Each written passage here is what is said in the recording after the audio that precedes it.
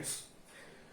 Today we will study a new topic named as rainbow. Rainbow is the example of dispersion of light. Clear? इससे पहले हमने dispersion of light के बारे में पढ़ा है, ठीक है? Dispersion of light का फिनोमिना क्या है?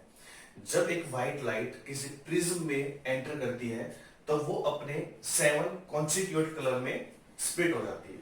ओके, ये फिनोमिना क्या कहलाता है? Dispersion of light. Clear? Dispersion of light के पीछे वजह क्या है? इसके पीछे वजह ये है कि different colour have different speed in the prism. Prism में एंटर करने पे अलग अलग कलर की स्पीड अलग अलग हो जाती है. ओके, मैंने आपको बताया था कि रिफ्रैक्टिव इंडेक्स अलग अलग कलर के लिए अलग अलग होता है, तो उनकी स्पीड भी क्या होगी? अलग अलग हो जाएगी. क्लियर? रेड कलर की स्पीड क्या होती है? सबसे ज्यादा, इसलिए वो सबसे कम डेविएशन करता है. ठीक है? और वॉयलेट कलर की स्पीड क्या होती है? सबसे कम, इसलिए वो सबसे ज्यादा डेविएट करेगा. क्लियर? अब डिस्पर्जन का एग्जांपल देखते हैं. रेनबो. ठीक है? In daily life you can see rainbow easily. ठीक है? आपने शायद रेनबो कई बार देखा भी होगा. रेनबो जब रेनिंग सीजन में आप देखते हो कि आफ्टर रेनिंग, बरसात होने के बाद कुछ टीनी ड्रॉपलेट्स, कुछ वाटर ड्रॉपलेट्स एटमॉस्फेयर में ही रह जाती है. ठीक है? जब उन पे सनलाइट फॉल होती है तो सनलाइट के फॉल होने से वहां पे डिस्पर्जन होता है, और डिस्पर्जन की वजह से हमें एक रेनबो टाइप एक शेप दिखती है. ठीक है? जब हम देखते हैं कि जैसे फॉर एग्जांपल ये आपके पास एक ड्रॉपलेट है. ठीक है? ड्रॉपलेट है ये, और सन से जब लाइट इसमें एंटर करती है तो इसका जो पहला फेस है, यहाँ पे क्या होता है? रिफ्रैक्शन होता है पहले, और रिफ्रैक्शन के साथ साथ यहाँ पे डिस्पर्जन भी होता है. लाइट यहाँ पे डिस्पर्स कर जाती है. ठीक है? 7 कलर के अंदर यहाँ पे डिस्पर्स कर जाती है. ठीक है? 7 कलर में डिस्पर्स. और इस फेज पे क्या होता है? Total internal reflection. मैं आपको बताऊंगा टोटल इंटरनल रिफ्लेक्शन क्या होता है. इस फेज पे होगा डिस्पर्जन. ठीक है? फिर यहां पे लाइट जो है, ये जो कलर है, दोबारा इस डायरेक्शन में आएंगे, यहां से रिफ्लेक्ट होके. ओके, और फिर दोबारा से यहां पे रिफ्लेक्शन होगा, तो ये सारे के सारे कलर वापस आ जाएंगे. ठीक है? मीन्स देखो, पहले यहाँ पे इस फेस पे रिफ्लेक्शन हुआ, यहाँ पे टोटल इंटरनल रिफ्लेक्शन, और फिर से यहाँ पे क्या हुआ? रिफ्रैक्शन. ठीक है? तो यहाँ पे 2 times refraction, 1 time total internal reflection. Clear? तो ये डिस्पर्जन का फिनोमिना है. क्लियर? देखिए, the rainbow is an arc of 7 colours visible in the sky which is produced by the dispersion of sun's light by rain drop in the atmosphere. Rain की जो droplets हैं वो atmosphere में कुछ अटक जाती हैं. ठीक है? जब उन पे सन की लाइट फॉल होती है, ठीक है, तो वहां पे डिस्पर्जन का फिनोमिना होता है, और डिस्पर्जन के फिनोमिना की वजह से हमें रेनबो दिखाई देता है. So rainbow is the example of dispersion of light. Clear? We can see the rainbow if we stand with our back towards the sun and rain in front of us. Rainbow की condition क्या है? Rainbow की condition ये है कि rain, बरसात जो है वो आपके सामने, इन फ्रंट ऑफ यू, सामने हो रही है. ठीक है? और सन का होना चाहिए आपके बैक में. ठीक है? सन की पोजीशन आपके बैक में होनी चाहिए, और जो वाटर ड्रॉपलेट्स हैं या कहीं बारिश जो हो रही है वो आपके सामने होनी चाहिए. ठीक है? जब सन से लाइट आती है पीछे से, तो जो ड्रॉपलेट्स पे वो फॉल होती है. ठीक है? तो ड्रॉपलेट्स पे फॉल होने की वजह से वहां पे डिस्पर्जन हो जाता है, और डिस्पर्जन की वजह से आपको रेनबो दिखाई देता है. ठीक है? तो rainbow is the example of dispersion of light. ठीक है? The rain drops in the atmosphere act like many small prism. ठीक है? जो डिस्पर्जन होता है, हमने पढ़ा है डिस्पर्जन की जो होता है प्रिज्म में होता है. ठीक है? तो जो वाटर ड्रॉपलेट्स हैं जो एटमॉस्फेयर में रुक जाती हैं, वो छोटे छोटे प्रिज्म की तरह बिहेव करती हैं. ठीक है? और जब उन ड्रॉपलेट्स पे सन की लाइट फॉल होती है तो वहां पे लाइट है वो 7 कलर में क्या हो जाती है? स्प्लिट हो जाती है. ठीक है? And that is the phenomena of dispersion of light. Due to this phenomena we can see rainbow in our daily life. Okay, ये हमारे पास रेनबो का क्या था? एक फिनोमिना था. ठीक है? इससे पहले हम लोग डिस्पर्जन को पढ़ चुके हैं. डिस्पर्जन की वजह पढ़ चुके हैं। ये इसका एग्जाम्पल था किसका, रेनबो का। ठीक है, सबसे बड़ी बात आपको क्या याद रखनी है, एग्जाम में क्वेश्चन कैसे आता है। एग्जाम में क्वेश्चन जो आएगा वो पूछेगा कि जब यहाँ पे रेनबो का फिनोमिना आपको देखने को मिल रहा है तो यहाँ पे कितने रिफ्रैक्शन और कितने टोटल इंटरनल रिफ्लेक्शन आपको दिखाई देंगे, कितने रिफ्रैक्शन और कितने टोटल इंटरनल रिफ्लेक्शन होंगे। You can see here 2 refraction, one it this face, यहाँ इस फेस पे रिफ्रैक्शन हो रहा है, डिस्पर्जन भी हो रहा है, यहीं पे ही लाइट है वो 7 कलर में स्प्लिट भी हो रही है, तो यहाँ पे रिफ्रैक्शन हो रहा है, यहाँ पे भी रिफ्रैक्शन हो रहा है। सो 2 टाइम्स रिफ्रैक्शन, यहाँ पे 2 times refraction, okay, and 1 time total internal reflection.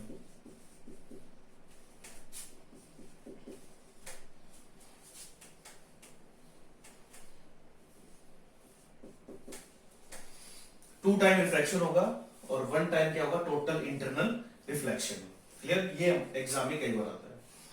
Condition भी आपसे पूछ सकता है कि रेनबो की कंडीशन क्या होती है, तो कंडीशन क्या होती है, तो कंडीशन ये हम तभी रेनबो को देख पाएंगे जब सन हमारे कहाँ होगा, बैक में, और जो रेन हो रही है वो हमारे फ्रंट में हो रही है। देखो, we can see the rainbow if we stand with our back towards the sun and rain in front of us. हम टोटल इंटरनल रिफ्लेक्शन का फिनोमेना देखते हैं कि टोटल इंटरनल रिफ्लेक्शन क्या होता है। ठीक है, हमने डिस्पर्जन में देखा था कि डिस्पर्जन में 2 टाइम्स रिफ्रैक्शन हो रहा था और 1 time total internal reflection. Actual में what is total internal reflection, देखो हमारे पास जैसे एक रेयर मीडियम है और एक डेंसर मीडियम है, और लाइट जो है वो डेंसर से रेयर मीडियम में एंटर कर रही है। ठीक है, ये मान लो यहां से लाइट है वो डेंसर मीडियम से रेयर मीडियम में एंटर कर रही है, तो हमें पता है कि जब नॉर्मली इंसिडेंस होगी किसी भी सरफेस पे, मान लो इस सरफेस पे, ये इंटरफेस है, मीडियम 1 और मीडियम 2 के बीच का फेस है, इसको इंटरफेस बोलते हैं। जब यहाँ पे इंसिडेंस होगी नॉर्मली तो स्ट्रेट निकल जाएगी, ये हम रिफ्रैक्शन में पढ़ चुके हैं। जब लाइट कोई एंगल बना के इस पे इंसिडेंस हो रही है तो वहां पे हमें रिफ्रैक्शन दिखाई देगा, मींस लाइट है वो नॉर्मल से दूर चली जाएगी। ये देखो लाइट यहाँ पे इंसिडेंस हो रही है इस सरफेस पे, ये नॉर्मल है, लाइट क्या है नॉर्मल से दूर चलेगी। ठीक है, अगर हम इस एंगल को और बढ़ा दें, मींस हम एंगल ऑफ इंसिडेंस को और ज्यादा हमने कर दिया, यहां से हमने लाइट को थोड़ा और एंगल बढ़ा के इंसिडेंस करवा दिया, तो हम क्या देखते हैं कि जो लाइट है वो इस सरफेस से टकरा के वापस उसी मीडियम में आ गई। इसको हम क्या बोलते हैं, टोटल इंटरनल रिफ्लेक्शन। इस फिनोमिना को हम बोलते हैं टोटल इंटरनल रिफ्लेक्शन। ये कब हो सकता है, जब लाइट है वो डेंसर मीडियम से रेयर मीडियम में एंटर कर रही है। क्लियर, ये फिनोमिना हमने क्यों पढ़ा, क्योंकि डिस्पर्जन में हमें फिनोमिना, सॉरी रेनबो में हमें फिनोमिना देखने को मिल रहा था कि जो रेन ड्रॉप थी जब उस पे लाइट इंसिडेंस हो रही थी तो 7 कलर में लाइट स्प्लिट हो रही थी, यहाँ पे इस टाइप से 7 कलर में, और इस फेस पे टोटल इंटरनल रिफ्लेक्शन का फिनोमिना हो रहा था। ठीक है, ये टोटल इंटरनल रिफ्लेक्शन का फिनोमिना यहाँ पे हमें दिखाई दे रहा था।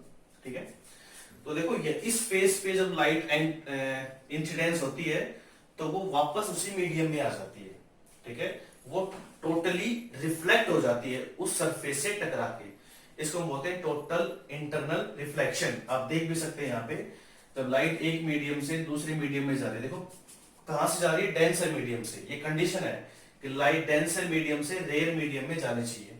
देखो यहाँ पे एयर और ये ड्रॉपलेट में क्या है, वाटर, तो अब ये डेंसर से रेयर मीडियम में जाने की कोशिश कर रही थी, बट यहाँ पे क्या हुआ, total internal reflection.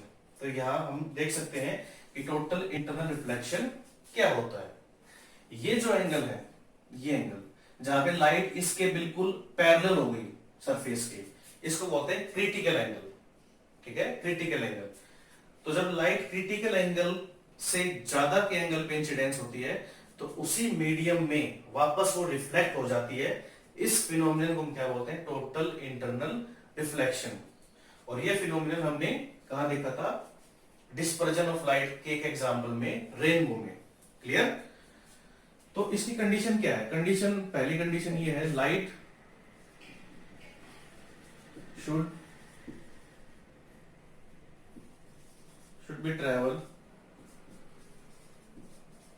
from denser medium to rare medium. ये पहली कंडीशन है। सेकंड कंडीशन क्या है? देखो, वो एंगल जिस पे लाइट जो है वो इंटरफेस के पैरेलल हो जाए उसको हम क्या बोलते हैं? Critical angle.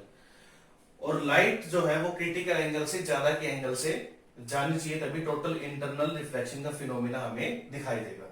ठीक है, angle should be greater than critical angle.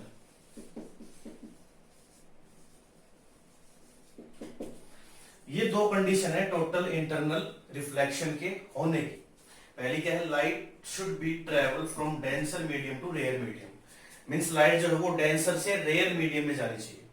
Second, angle should be greater than critical angle, angle जो है वो क्रिटिकल एंगल से ज्यादा के एंगल से यहाँ पे होना चाहिए। मींस क्रिटिकल एंगल क्या है? वो एंगल जिस पे लाइट है वो रिफ्रैक्शन के बाद इंटरफेस के पैरेलल हो जाएगी।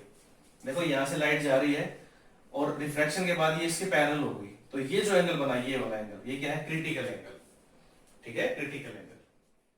Now we will see atmospheric refraction. ठीक है, एटमॉस्फेरिक रिफ्रैक्शन क्या होता है? एटमॉस्फेयर में होने वाला रिफ्रैक्शन, उसको हम क्या बोलते हैं? Atmospheric refraction. ठीक है, जो भी आप अपने एटमॉस्फेयर में डिफरेंट फिनोमिनास देखते हो, जैसे ट्विंकलिंग ऑफ स्टार, ठीक है, position of star which are looking higher than they are actually are, these are the example of atmospheric refraction. Clear? Atmosphere में होने वाले रिफ्रैक्शन की वजह से ही हमें जो स्टार है वो चमकते हुए दिखते हैं। Means twinkling of star is an example of atmospheric refraction. Now see what is atmospheric refraction? The refraction of light caused by the earth atmosphere is called atmospheric refraction. Earth के atmosphere की वजह से होने वाले refraction को हम क्या बोलते हैं? Atmospheric refraction. ऐसा क्यों होता है? क्योंकि एटमॉस्फेयर में डिफरेंट डेंसिटीज की डिफरेंट लेयर्स हैं। कहीं पे देखो वाटर जो एयर है वो कैसी है? कूल है, ठंडी एयर है। किसी पार्ट पे एयर क्या है? हॉटर है, गर्म है। ठीक है, तो वहां पे ऑप्टिकल डेंसिटी भी उसके अकॉर्डिंग ही क्या करेगी? वेरी करेगी। ठीक है, कैसे? जो कूलर एयर है, मींस जो ठंडी हवाएं हैं, ठीक है, वो बिहेव करेगी एज ए डेंसर मीडियम, और जो हॉटर एयर है वो बिहेव करेगी एज ए रेयर मीडियम। ठीक है, तो जो लाइट जो है वो स्टार से जब आती है, ठीक है, तो उसको डिफरेंट डेंसिटीज में होके आना पड़ता है, क्योंकि एक यूनिफॉर्म डेंसिटी तो है नहीं। Optical density in atmosphere density तो वेरी कर रही है, कहीं पे डेंसिटी लो है, कहीं पे डेंसिटी ज्यादा है। ठीक है, देख सकते हैं हम, cooler air layers of the atmosphere behave as optically denser medium.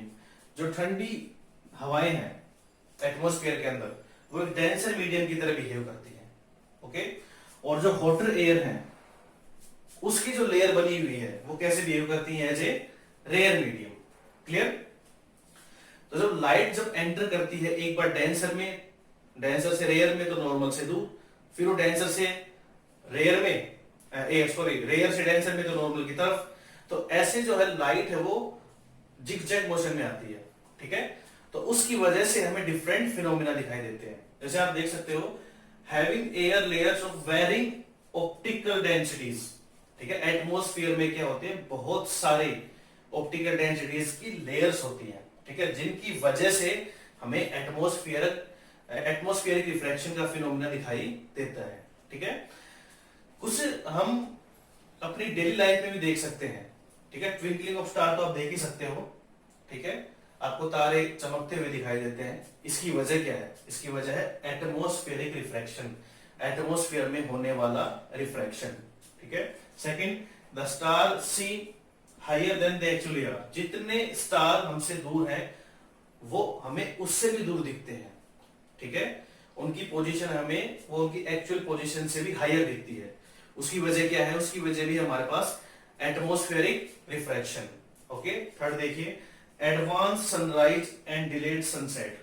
ठीक है, सनराइज जो है, सन जब राइज होता है तो राइज होने से 2 मिनट पहले हमें वो दिखना स्टार्ट हो जाता है ड्यू टू एटमॉस्फेरिक रिफ्रैक्शन। हम इसको डिटेल में पढ़ेंगे इन तीनों एग्जांपल्स को। ठीक है, और डिलेड सनसेट, और 2 मिनट बाद तक हमें वो सन है वो दिखाई देता रहता है। सनसेट के 2 मिनट बाद तक भी हमें वो दिखाई देता है ड्यू टू एटमॉस्फेरिक रिफ्रैक्शन। इसलिए एटमॉस्फेरिक रिफ्रैक्शन की वजह से ये फिनोमिना भी होता है एडवांस सनराइज, मतलब सनराइज एडवांस में हो जाता है, एंड डिलेड सनसेट, और सनसेट है वो थोड़ी देर बाद होता है। ठीक है, it is also the example of atmospheric refraction. Okay, हमने डिस्पर्जन ऑफ लाइट का एक एग्जाम्पल पढ़ा, रेनबो। हमने रेनबो के बारे में अच्छे से पढ़ा कि रेनबो एक्चुअल में होता क्या है। ठीक है, उसकी कंडीशंस क्या है। वहां पे हमने पढ़ा 2 रिफ्रैक्शन और एक टोटल इंटरनल रिफ्लेक्शन भी होता है। लाइट है वहां भी 7 कलर्स में स्प्लिट हो जाती है। ठीक है, फिर हमने टोटल इंटरनल रिफ्लेक्शन का फिनोमिना देखा कि जैसे लाइट डेंसर से रेयर मीडियम में जाती है और क्रिटिकल एंगल से ज्यादा के एंगल पे इंसिडेंस होती है तो लाइट उसी मीडियम में वापस रिफ्लेक्ट हो जाती है। वो टोटल इंटरनल रिफ्लेक्शन का फिनोमिना था। ठीक है, इसके बाद हमने देखा एटमॉस्फेरिक रिफ्रैक्शन, कि अपने एटमॉस्फेयर में होने वाले रिफ्रैक्शन को क्या बोलते हैं? Atmospheric refraction. रिफ्रैक्शन तो हम लोग पहले भी पढ़ चुके हैं।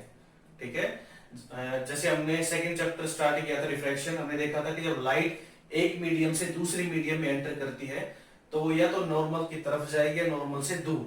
ठीक है, बट एटमॉस्फेयर में भी कुछ ऐसा ही रिफ्रैक्शन होता है। जब स्टार की लाइट या सन से लाइट जब अर्थ पे आती है तो उसको डिफरेंट ऑप्टिकल डेंसिटीज की लेयर से होके आना पड़ता है। ठीक है, तो उसकी वजह से वहां पे रिफ्रैक्शन के फिनोमिना होते हैं, और एटमॉस्फेयर में होने वाले इस रिफ्रैक्शन को एक नाम दे दिया एटमॉस्फेरिक रिफ्रैक्शन। ठीक है, उसकी वजह से हमें कुछ फिनोमिना दिखाई देते हैं, जैसे twinkling of star, advance sunrise and delayed sunset. Okay, and star seem higher than they actually are. These are the example of atmospheric reflection. Okay, students.